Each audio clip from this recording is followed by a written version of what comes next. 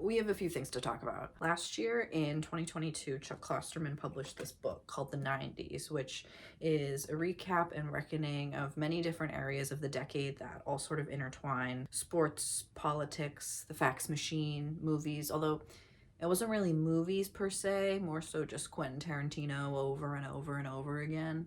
No, I'm just kidding. Clerks was there too. All while the notion of some internet thing is perpetually imminent, but, and I quote, "there was no reason to believe it would be anything but awesome."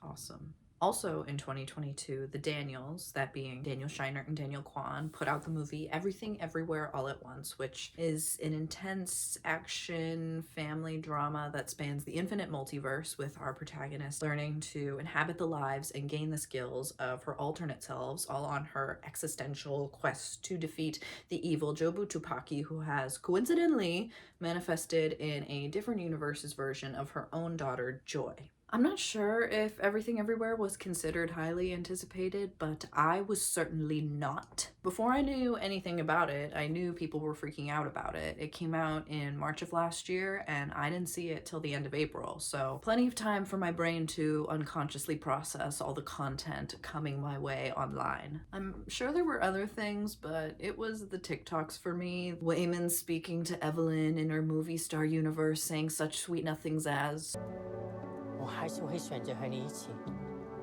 报税，开心一点。 some of which were set to the song Somewhere Only We Know by Keane, which should be a crime. Let's take the sweetest moment from perhaps the most innovative film of the 2020s and set it to the most sentimental, nostalgia-inducing song of the early 2000s. A time we're all desperately longing for.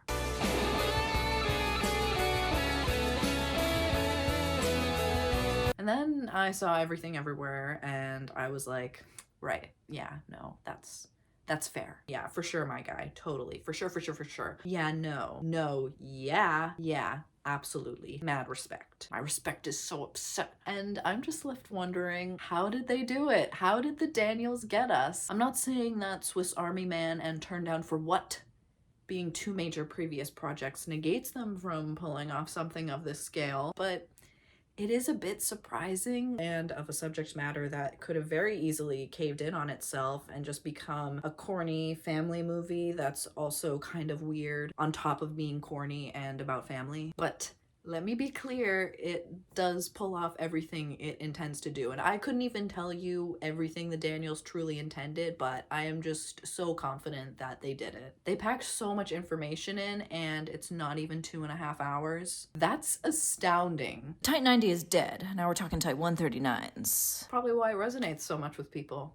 Because it's so short. They pack the intimacy of a family drama into something that has the outer facade of an action movie. So any message you may glean from what happens isn't entirely obvious. You could probably talk to 100 different people and they would all point out something different in this movie that stuck out to them. For example, the fanny pack fight scene really resonated with my dad. That spoke to him. And for me, there's this all-encompassing component of 21st century life that I feel like the movie really speaks to. And I don't think I'm reaching here because my brain was making these connections and comparisons the first time I was watching it. I didn't let my brain stew, okay? I didn't let it simmer. Just let whatever happened, happen.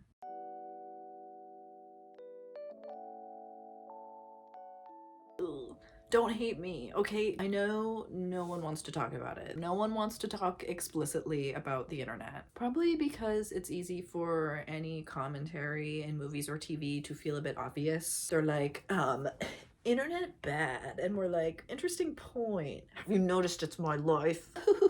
It's my life and it's your life. I don't want to talk about the implications of the internet. I just want to see Elijah Wood get wrecked by a bit about wigs and move on. No questions asked. There's also an expectation that whenever the internet is involved, the role it plays, it's not gonna be good. We're never like, oh, all these teenagers have cell phones. I bet they're about to be really nice to each other. No, it's always like spree or not okay or Black Mirror. The Black Mirror. Although I will say, I do think Black Mirror works. It takes things almost too far. You see these people in absolute shambles, or the tech is advanced enough where We could apply it to what's going on now, but the conclusions don't feel so in your face. And the episodes do tend to come back to some human level sort of emotion, despite all the technology. Oh, you're telling me this wasn't about Cooper Russell's whack-a-mole obsession? I feel deceived. If you want to talk about the internet, you better be artsy about it. It can be rooted in human feeling. You just have to set the stakes a bit higher than...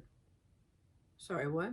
You can't have characters checking social media for no reason. That feels inappropriate. Unless it's 8th Grade by Bo Burnham, but it usually isn't. I think the internet's also given us the impression that we know everything, theoretically, because everything we could ever want to know is on our phone, probably. Which is a pretty hefty mindset to be up against if you're a movie trying to make any sort of point. It reminds me of that part in Aziz Ansari, Nightclub Comedian, a special that also came out in 2022, where he's talking about people who were making fun of Aaron Rodgers for trying to loosely convince the public he was vaccinated by saying he was immunized. I don't think he's an idiot though, okay? I just think they're trapped in a different algorithm than you are. And if you're calling them idiots and stuff, you're trapped in another algorithm. I know everything you're gonna say about everything. This may seem unrelated to Everything Everywhere being about the internet, but Aziz telling an audience of people, I know everything you're gonna say about everything in the 2020s, feels like it comes with a bit of weight. It isn't just about being able to sense and predict how people might be feeling towards something. It's the fact that many of us have seen these exact scenarios play out online over and over and over again. We don't need to interact with people anymore in real life to know what the collective psyche is thinking, or a collection of the collective psyche, an echo chamber of the psyche. We're also at a point where this attitude of feeling like we know everything without actually doing anything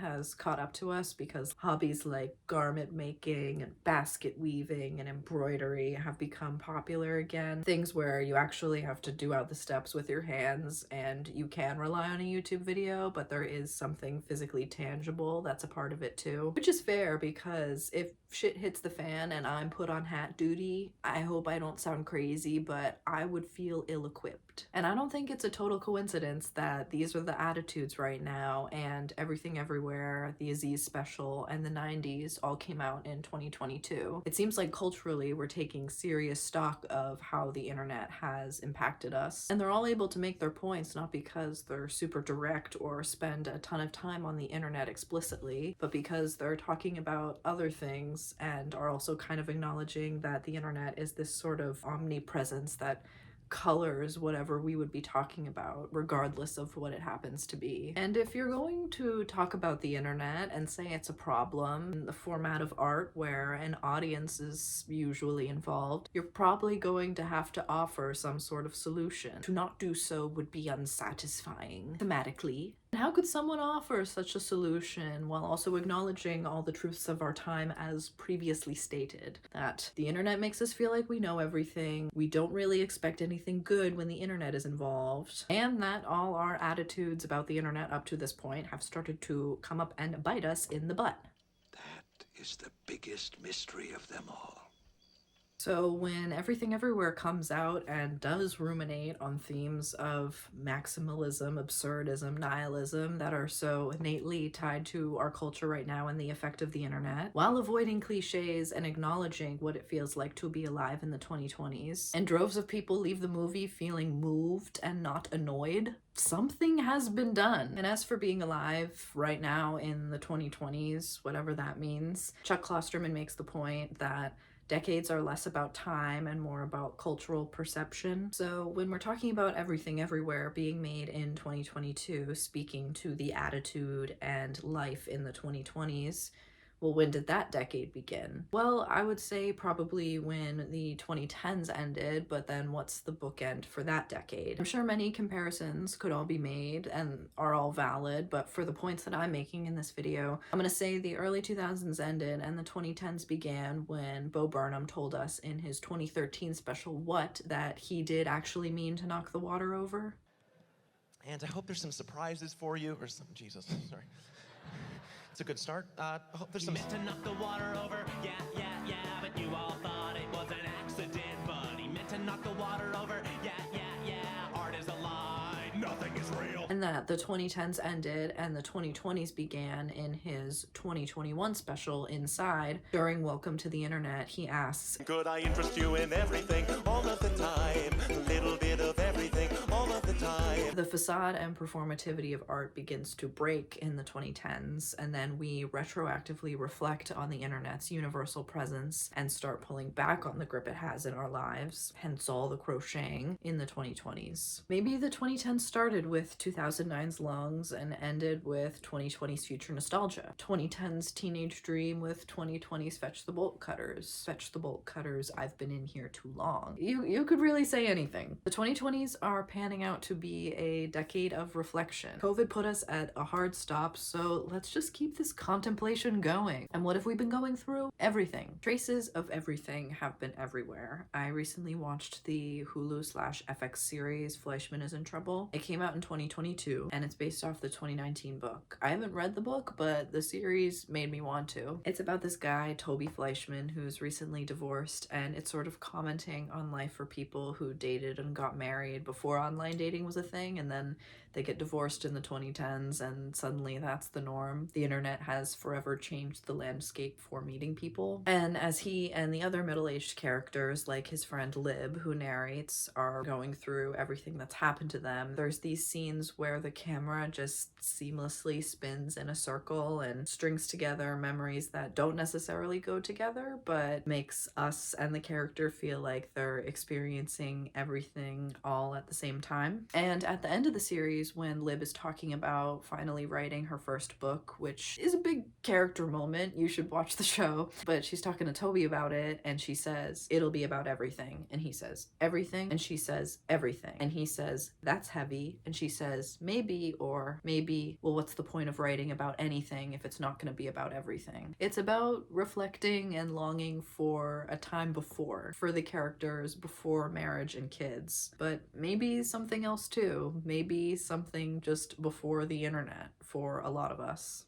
Art has become about everything. It's about the effect of the internet, but also scaling back despite it. The biggest workplace television show to come post-COVID was not some hybrid work-life balance commentary where the characters are on Zoom half the time. No, it was The Bear, a show about working in a kitchen. We barely see the characters in their actual homes. It's all about the office. In fact, the only time the show even mentions COVID is when one character is justifying the fact that they sold drugs to get through the pandemic. There's also art coming from the fact that we are tired of the internet's presence and don't want to see it at all. Let's get back to basics. We're making sandwiches. Also, this photo of Jeremy Allen White, who plays Chef, I don't know if it's from the show or him prepping for the show, but there's that sign in the back that says, we lost everything, we're free to do anything, 8121.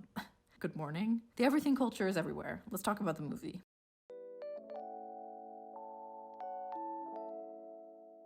The Daniels set the tone right off the bat that this is an intimate story, which is critical. In the first shot, we're getting a sense that this is about the family. Don't get distracted by all the other stuff. We know you guys love stuff. Not to say stuff will play a part later on, but focus in on them. And as an audience member, being immediately asked to focus our attention in such a, I don't want to say obvious, but it's a circle, it's a mirror. We're asked to look right at it. It's like the Daniels know they have to root the story in something unique in order for us to later buy whatever messages they're gonna pepper in throughout the rest of the movie. I also like how it's a mirror we're looking at, so it's not even the real family, but just a projection of them. So some depth to their identities is immediately being established. And though things seem pretty clear, it makes me wonder watching it, oh, is this how things actually are? And right away we learn it's not. It's not how things actually are. Crazy how this one projection of them wasn't the full reality of the situation. Waymond and Evelyn's laundromat business is being audited by the IRS, and despite being attentive and supportive and kind, Waymond wants to ask Evelyn for a divorce. Evelyn's father has come from China and is staying with them due to health issues, which complicates things because Evelyn now wants to make things look better than they actually are. A fully grown woman still seeking her father's approval, that's probably going to be a problem, but we'll deal with that later. Their daughter Joy is dissociating in front of the washing machine, been there, done that. She also wants to use this opportunity to introduce her girlfriend Becky to the grandfather, which Evelyn is a bit lukewarm about helping with. 好朋友，老友嚟㗎。Mom. We also learn Evelyn, the woman, has dreams. It's crazy. A woman with dreams, you heard it here, folks. And after this tumultuous afternoon, Waymond asks Evelyn, what are you thinking about? And the movie answers, everything. Part 1. Movie knows what's up. Heading into the IRS meeting, we see that the weird, stealthy Waymond we saw before at the laundromat that seemed like sort of a glitch is back. It's unclear who this guy is, but he's a little weirdo for sure. No, he's Alpha Waymond. He's from an alternate universe called the Alphaverse, although we don't really know that yet. And he's like, you can either continue to the meeting where your entire livelihood is at stake, or you can turn the other direction and come talk with me in the janitor's closet. This is the dilemma of today, obviously. But something we do know is that he thinks Evelyn is in danger. Perfect. So she has to be added to the Project Dropbox account, you know, she has to change her email signature, have a soft kickoff meeting with his fellow Alphaverse compatriots. No, I'm just kidding. That sounds like a nightmare. Her life does have to be uploaded to this little device. Through it, she's able to see every major life event up to this point. It's kind of bizarre and horrifying that she's able to see all this stuff simultaneously. Bit of an information overload, as technology often is. But now that she's uploaded, we as an audience are brought up to speed on her life and the choices she's made. And I think that it's here that the movie really, and maybe inadvertently, becomes about the internet/technology. Now that Evelyn has the knowledge that there's another universe, or we don't really know what it is at this point, but there's something else going on, not here. It becomes this thing in her ear, quite literally, that takes attention away from the present moment and makes her second guess her decisions and figuring out which choices are worthy of her attention. Remember those studies that came out that said the presence of a phone on a nearby table impacts the quality of your social interaction? It doesn't have to be your phone, and certainly not your table. Anywho, their IRS agent Deirdre is going through all the information that Evelyn has organized regarding the laundromat. And Deirdre says that she can tell a person's whole story through the receipts, that receipts tell stories. But I see a story. Which is definitely true here since Evelyn has dreams, as established earlier. She has a bunch of different passions and ideas that she wished she could manage in one life, but that's simply not possible, so they come out in traces in how she's choosing to live her life now. Karaoke machine could constitute a business expense. I am a singer.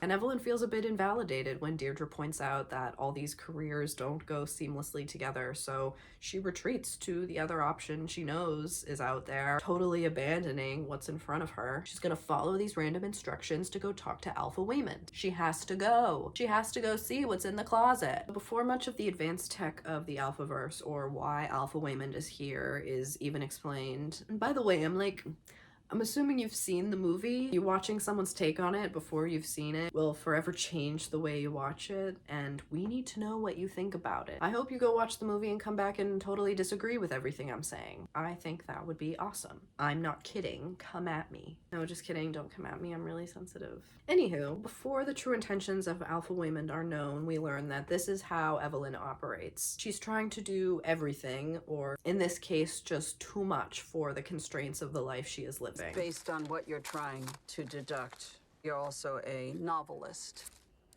and a chef. And she lets those traces of different lives appear and indulges them. Things easily come out of the woodwork for her. So when someone comes along like Alpha Waymond, who does confirm there is something else out there for her to explore, of course she's gonna do it, but she's still gonna try to do the other thing. Unless you can help me with my taxes. This being Evelyn's mindset reminds me that no one is immune to the inclinations of wondering how your life might be different. The technology here that Evelyn is now aware of just acts as a short-term escape from the very basic reality of her situation. And maybe we're fracturing ourselves because our energy is so easily put into something we're gonna have a hard time following through with. As we're partway through that thing and then exposed to something else that seems more worthy of our attention. The internet is always directing our attention elsewhere. But even as you go through the next trend, traces of previous trends are still in your mind, so we become humans composed of partial skill sets, interacting constantly with our phones that are always ready to show us a next thing. Not necessarily the next thing, just anything next. Attention has become a commodity. I am paying attention. I'm gonna read another passage from our trusty guidebook. The litany of mechanical differences between daily life in 1993 and daily life in 1998 is mostly a list of minor advancements expediting activities that weren't that difficult in the first place. But this is a little like saying the main impact of the automobile was a decline in horse ownership. The full spectrum of social and psychological consequences that accompanied the advent of the internet is too profound to explain or understand, then, now, or ever. It exponentially expanded the parameters of external existence while decreasing the material size of interior existence. As we do learn in the closet, there is a great evil causing chaos in the multiverse, and Alpha Wayman has been searching for an even greater good to combat it. He's recruited Evelyn to save the multiverse, and we're just scrolling on TikTok, so I'm gonna let her behavior slide. So we have our first big fight sequence initiated by Alpha Wayman, which is all cool and fun, but not really related to the points I'm making, so we're just gonna move on. Although, I guess from a cinematic standpoint, this is significant. This is what we call Chekhov's fanny pack, meaning that if a fanny pack is presented in a movie, you know it's going to play a significant role later. All right, let's get to this guy. We learn a little bit more about this device that harbors the Alphaverse Google Drive. We learn that the Alphaverse created the technology for verse jumping, which is doing something statistically unlikely in order to gain access to an alternate universe and the skills of another version of yourself. Like with Evelyn and switching her shoes in order to get to the closet earlier. And this is a theme that continues throughout the rest of the movie. Evelyn and other characters making random choices in order to access the skill sets of their alternate selves. But this immediately made me think of those free will TikToks that started popping up a few years ago.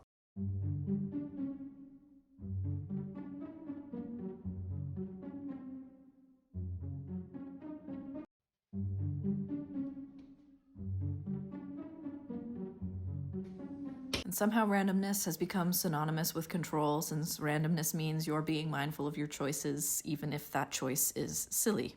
But what makes all these different yous is each choice you make in life. So as a decision is made, like whether you go home and refile your taxes or continue on your existential quest with Alpha Wayman, that creates a branch that becomes an alternate universe. And each universe and you varies the farther the branches are from each other. So Evelyn in a neighboring universe is going to be pretty similar to Evelyn here, whereas Evelyn many branches away is just a rock. The Daniels treat what I'm perceiving to be a metaphor for the internet as a landscape, not a thing through the multiverse. Without saying explicitly the multiverse is the internet, we get the sense that they're similar, but also we, the big we, don't want to talk about the internet as previously stated. So it's like a landscape, but it's also like the weather, because if you go to a movie and someone is talking about the weather a bunch, you're gonna get frustrated. We go to the movies to escape that kind of filler dialogue, and in watching the movie, we can tell functionally what the weather is doing without needing to talk about it. We interpret it without needing to acknowledge it. It's like how when it's sunny out, you're like, oh, I'm gonna go buy groceries and eat a raspberry and say hi to my neighbor. And then in a similar circumstance, it's cloudy and you're like,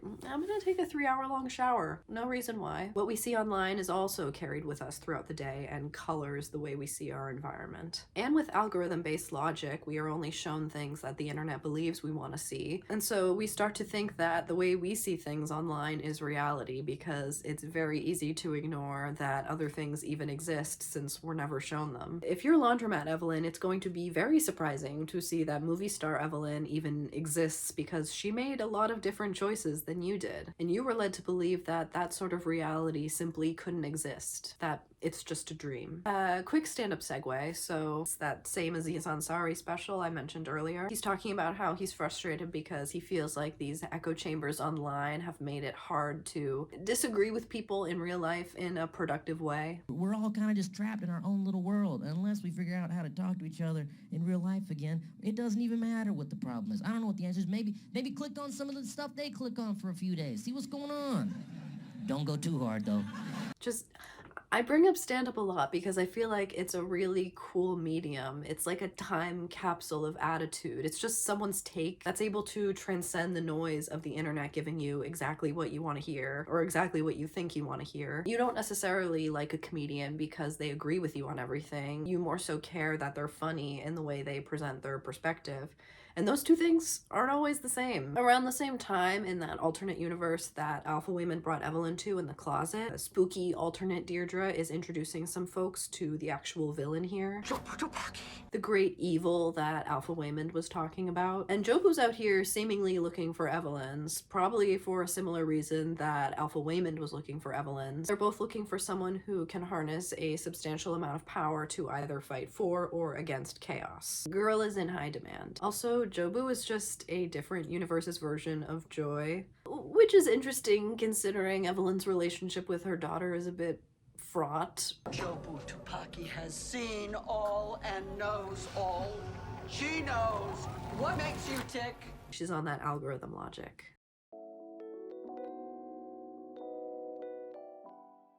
We continue on our journey. Alpha Waymond leaves the conference room in the most interesting way possible. Oh my god! Oh my god, what's going on? Help us! But Evelyn wants to jump ship after Alpha Waymond has revealed that he's seen thousands of Evelyns be murdered in thousands of different universes. The stakes are a bit higher than previously anticipated. But that won't be so easy, as Alpha Waymond explained that Jobu has created something, a sort of black hole that can be felt by everyone in the multiverse, and that's why things have been feeling wrong. Even your coffee tastes wrong. And Evelyn reveals that she has been wondering, just on her own, how can we get back? Getting back to a time before this big, bad, nondescript entity was at play. And I see a pattern with Everything Everywhere coming out now and also being in response to something. Any sort of art tends to be in response to the fact that something else has happened. Like film noir, with its morally ambiguous characters and spooky women and window shades, all came in response to World War II, because people saw terrible things on such a massive scale that they became disillusioned with life. Facing terrible things made people jaded. I think Everything Everywhere comes in response to a similar disillusionment in response to the internet. You've been feeling it too, haven't you?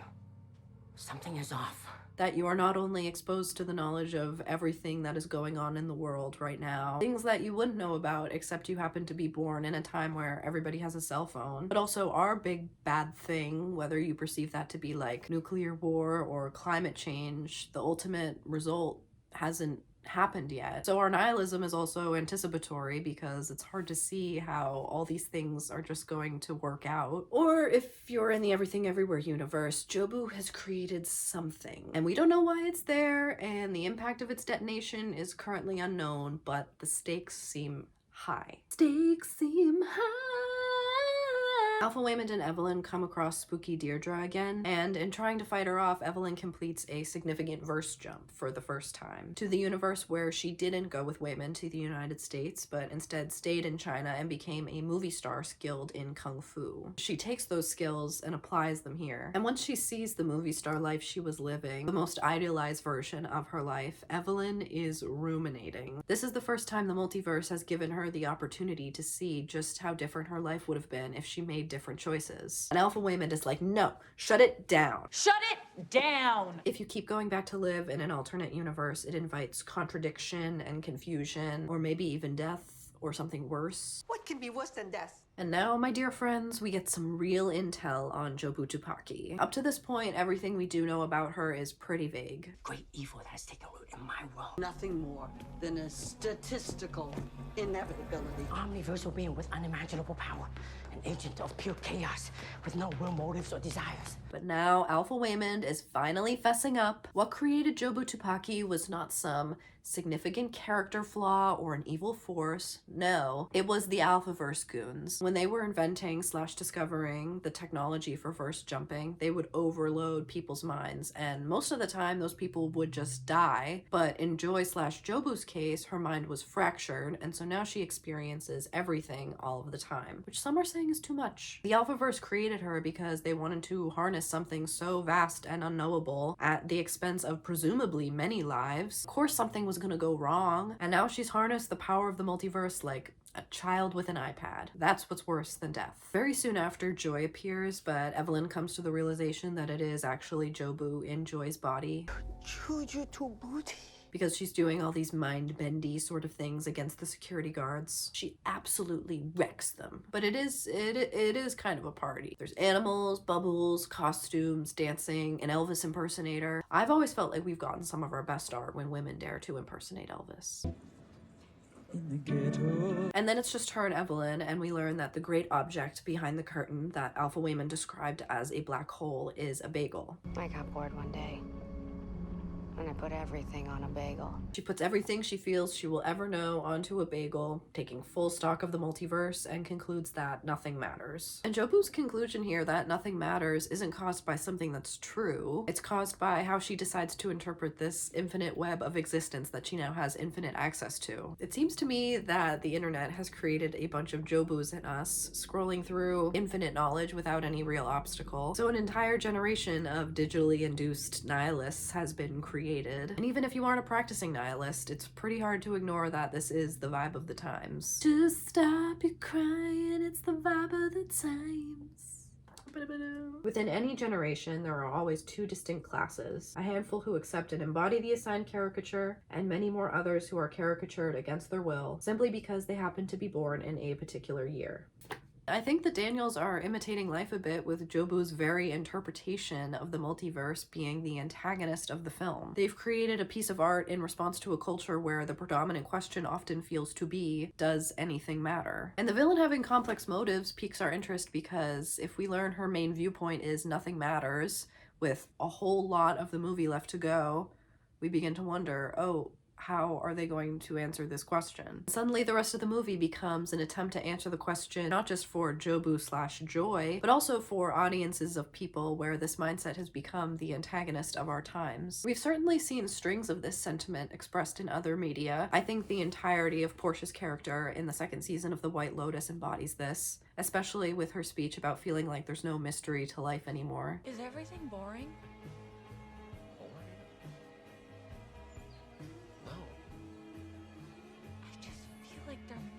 A time when the world had more, you know, like mystery or something, and now you come somewhere like this and it's beautiful and you take a picture and then you realize that everybody's taken that exact same picture from that exact same spot. You just made some redundant content for stupid Instagram and you can't even get lost anymore because you can just find yourself on Google Maps.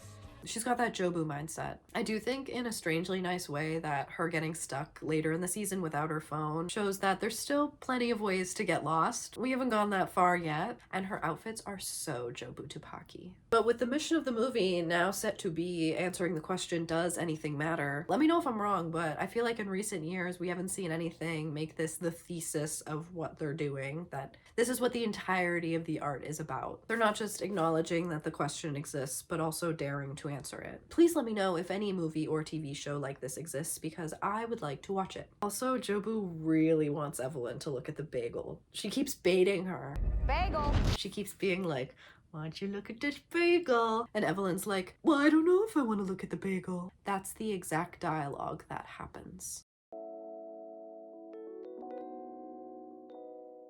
Alpha Gong Gong comes in and saves the day, I guess. I don't know. I was kind of interested in the Jobu-Evelyn situation, but Jobu retreats to another universe, and so it really is normal Joy in her body now, and she's very confused, as to be expected. And as Evelyn continues to doubt if she is the one to face Jobu, Alpha Waymond is trying to be helpful and inspiring. Capable of anything. And Alpha Gong Gong is being unhelpful and uninspiring.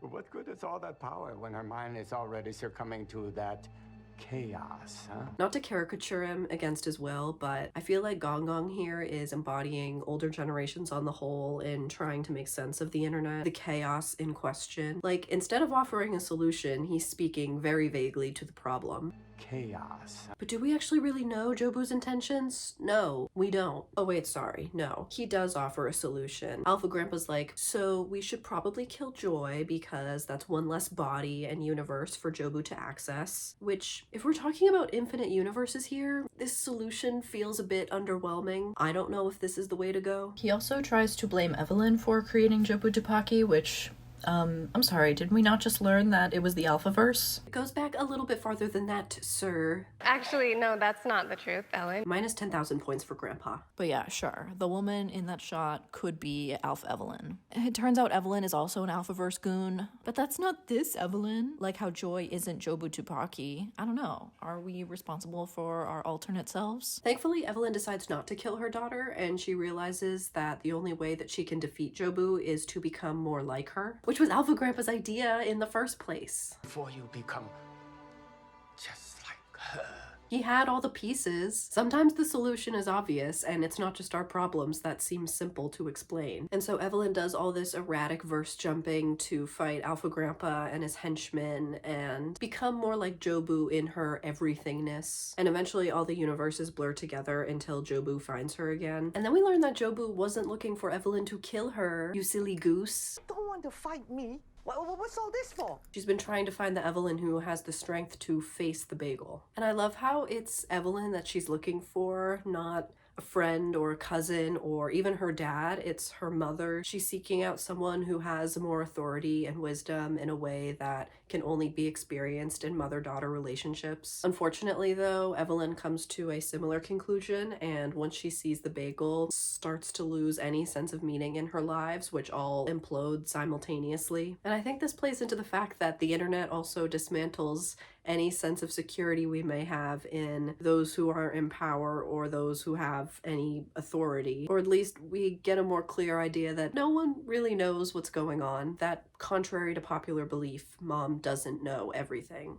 which is disheartening. I was just looking for someone who could see what I see, feel what I feel. Or if you see something unsettling online and you're desperate for a silver lining, or someone else to be like, oh no, that's not the whole picture. Did you check out this side of the bagel? But Evelyn is falling apart, and so she and Jobu, both very overwhelmed, retreat to a universe where they can just be rocks. And they start exchanging intergalactic revelations that also sort of speak to living while being online. Fortunately, Waymond is here to save the day. He sees Evelyn going through this nihilistic, existentialist destruction and decides, you know what, guys? I'm not giving up. Can't we just be nice? Please? Especially when we don't know what's going on. Also, what was our problem again? Waymond has found an appropriately simplified solution. Be nice. Everything Everywhere is just an anti-bullying campaign. Also, an anti-murdering your granddaughter campaign. Still not over it. And then Evelyn, with nothing but this newfound kindness perspective thing, is able to pay it forward and fight Jobu's henchmen with love. No more! Oh, I don't want to hurt you!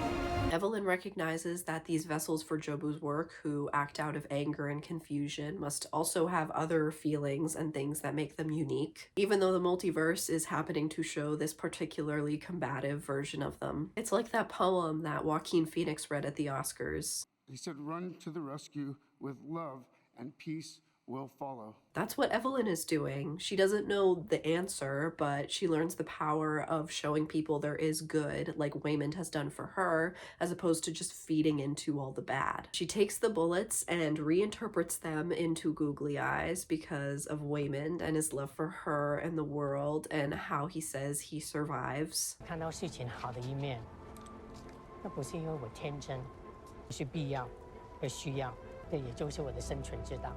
Which is also all a direct reference to something she says way earlier in the movie. 不知道，没有我他怎么活？ And she only knows that's the way he fights because she had the power to verse jump to that universe and that conversation. But Waymond in this world hasn't articulated that that's how he operates, even if it is true deep down. So he's a little confused. What are you doing? I'm learning to fight like you. Which also goes to show that the multiverse isn't just something to get lost in. We can also understand the people around us better if we decide to interpret the knowledge in a less obvious, less negative way. Evelyn gets to the final boss battle with Jobu, and when Jobu calls her Evelyn again, there's like this epic moment of asserting their connection and the importance of that despite all the nonsense around them. The big goal is where we finally find peace, Evelyn. Stop calling me Evelyn!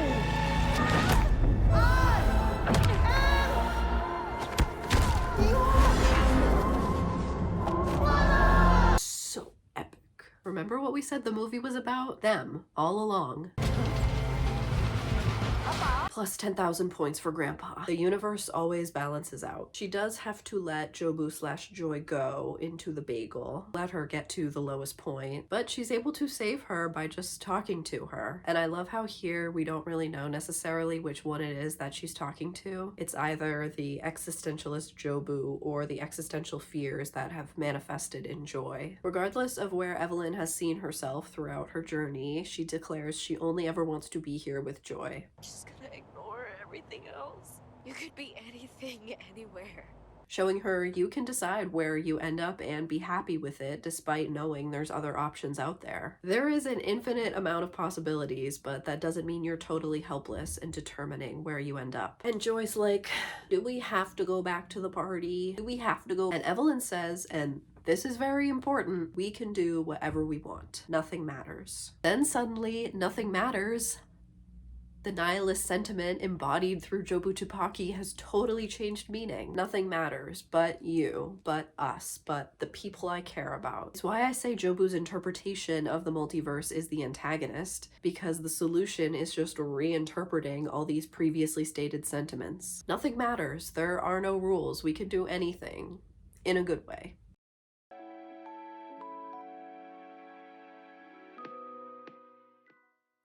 I am sick, so if I sound like this, it's because I sound like this. Sometime later, paperwork is in order, love is in the air, we're carpooling, fanny pack is equipped and ready to go. Evelyn, in the most intimate of gestures, offers to hold Wayman's fanny pack while he goes to the bathroom. It's like how they say Shakespeare's tragedies end in funerals and the comedies end in marriage. The fanny pack acts functionally as the marriage here, showing that the marriage is saved. This is 1000% what the Daniels wanted us to interpret from this interaction. I'm not overthinking it. We get to the meeting. Deirdre says all the paperwork is looking better, but Evelyn does lose focus and listening to all the noise around her. But then when Deirdre pulls her back, Evelyn acknowledges that she wasn't listening. Sorry. What did you say? Whereas before she was trying to cover it up and get away with doing everything. I am paying attention. And this is the conclusion to the movie. Nothing has changed except her perspective. You have power in what noise you let impact your day-to-day life. The more you admit you can't do, the more you can. Does that make sense? People who claim to be doing everything, I don't know, trying to convince you that they care about everything online, every issue. You don't have to do it all. Oh, you can't care about everything? That's fine. And there's so much going on. I'm not gonna lie. Making a video about the internet, a thing we hate to love, and comparing it to the most revered movie of 2022 feels blasphemous. And also, I'm sure there's plenty of other content online talking about it, so what am I adding to the conversation? Why should I be contributing? Well, first of all, and this is most important, because I wanted to, but then also, if I didn't talk about it, I feel like I'd be going against what the movie stands for. Uniqueness in each individual, despite what feels like infinite individuals and perspectives online. Also, in the process of making Everything Everywhere, the Daniels happened to watch Spider-Man Into the Spider-Verse and some Rick and Morty episodes that deal with a multiverse, and they got very discouraged, with one of them saying, they've already done all the ideas we thought were original, it was a really frustrating experience, so I stopped watching Rick and Morty while we were writing this project. Which I think goes to show that anyone can experience the fears of the thing they're creating not being original enough. So as selfish as this sounds, I'm hopeful because the Daniels articulated this and still ended up creating something so inventive and different. I also had a similar experience while making this video generally, and then also with the Chekhov's fanny pack joke I make. I was watching the director's commentary version of the movie, and one of the Daniels makes a joke about Chekhov's butt plug, and I was like, ugh. I'm sure the Chekhov's joke is used all over the place, but the fact that it was already made in relation to this movie. So I did a similar thing where I just shut myself off to all content relating to Everything Everywhere. So who knows what I'm adding to the conversation right now? Certainly not me. I have no idea what the landscape is. You have to create despite fearing that you are not adding to the conversation, because If you have a perspective, no one else can have your perspective. They can talk about similar things, but only you are going to put it the way that you put it. And if the majority of us are a bunch of sad, despairing joys / jobus, I'm probably caricaturing you against your will, absorbing the chaos of the internet, or some well-intended Evelyns who may have the will to fight the problem, but not all the pieces to find the solution. Who is Waymond? Who is the person so close to the situation that they can understand the complications of our feelings while also providing some hope? It's Hank Green.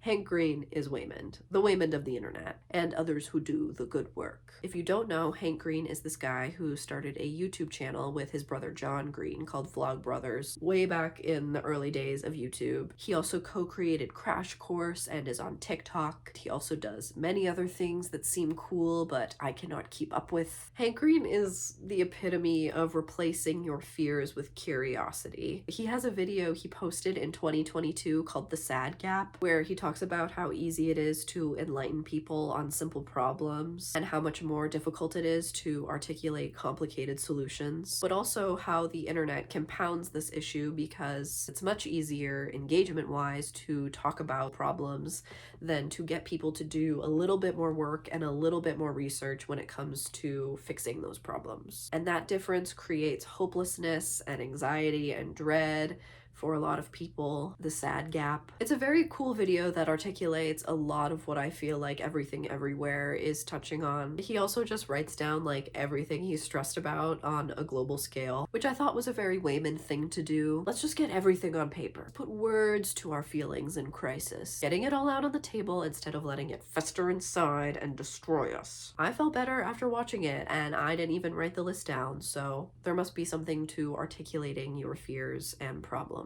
I think being someone who considers themselves a creator or an artist or just someone who wants to do things during this time has been very bizarre. I talked about other media that embodies the everything culture at the beginning of the video, but I also feel like I've seen pieces of art that just put the act of creating under a microscope. For example, thinking of the song World's Smallest Violin by AJR from their 2021 album OK Orchestra. If I may, the singer of that song opens up with the fact that his grandpa fought in World War II, but he can't even finish school, which in this case is probably less intense than fighting in a war. And then the singer says, I think I bored my therapist while playing him my violin. Playing the violin or violin music being used usually signifies someone talking about their problems. So them saying they bored their therapist, who is paid to listen to their problems, is also highlighting how small they feel their problems are. Then he says the world's smallest violin really needs an audience, which is likely speaking about his own perspective and being someone who creates art despite feeling like he hasn't lived through anything. But we're all living through something right now. The lyric, finishing this melody, this feels like a necessity, could either be about his innate drive to be an artist or just wanting to finish something to prove to the world that he is valuable. These are all the vibes of creating today. Or the book Tomorrow and Tomorrow and Tomorrow by Gabrielle Zevin, which came out in,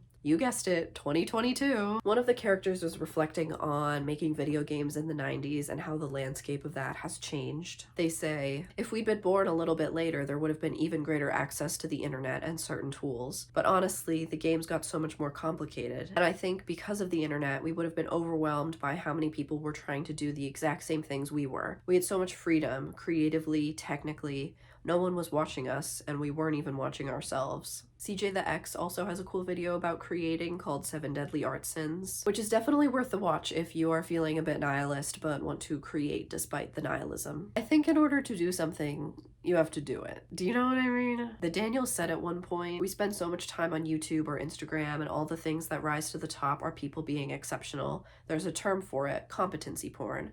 That's why they have that one universe with Evelyn just like waving the food sign thingy. It was just something simple that she got exceptional at. And Evelyn in her sign swinging universe was not the worst version of her life. As confirmed by Alpha Waymond, you're living your worst you.